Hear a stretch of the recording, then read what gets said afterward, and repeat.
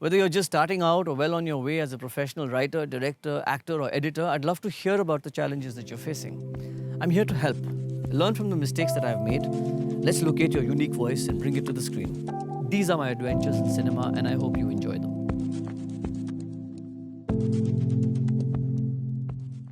See, there's no such thing as character, at least from the filmmaker's point of view, or the screenwriter's point of view, or the actor's point of view.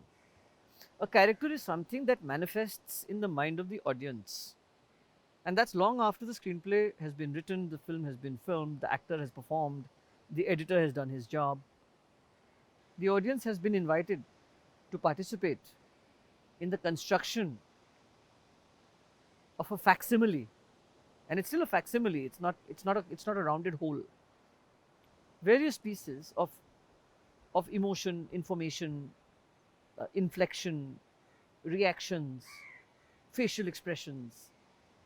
And all of these things, because they've been constructed by the screenwriter and the director, and then later the editor, have created a semblance, and hence why I call it a facsimile, that the audience thinks that, okay, this is character, and he goes out and says, oh wow, that character was so, Morgan Freeman played such an interesting character.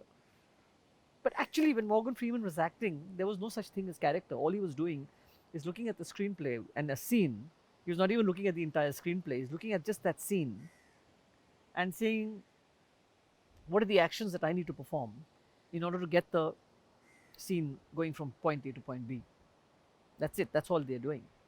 And directors and actors sitting down in prep or in rehearsals, which is worse, trying to create this semblance, this sense of a character, is a waste of time, because you can't do that. I mean, all that can be done is a director can tell the actor to perform actions. And if the screenwriter has done his job well, those actions will add up to a certain truth, which is harmonious. Harmonious because it is logical and it adheres to a certain structure.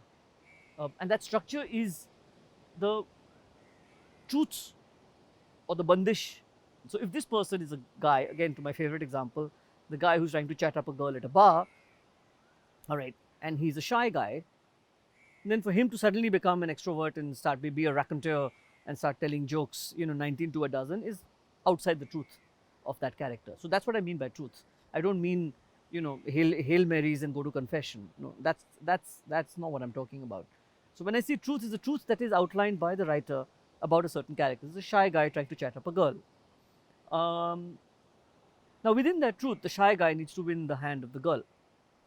And so the actor needs to perform the actions that are written by the screenwriter in that scene that will help him perform certain actions that may or may not end up with him going home with that girl that night. And that's what the audience has come to watch. But when the audience goes away, they say that character was such a beautiful character because he was this shy guy and yet he had this confidence in him. This is the way a critic also writes, if you just think about it a little bit, is a shy guy who then has a certain poise and confidence is certain aspects of a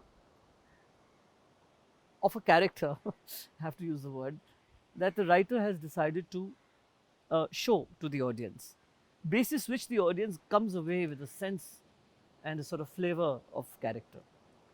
So while character does exist, it should exist for the audience.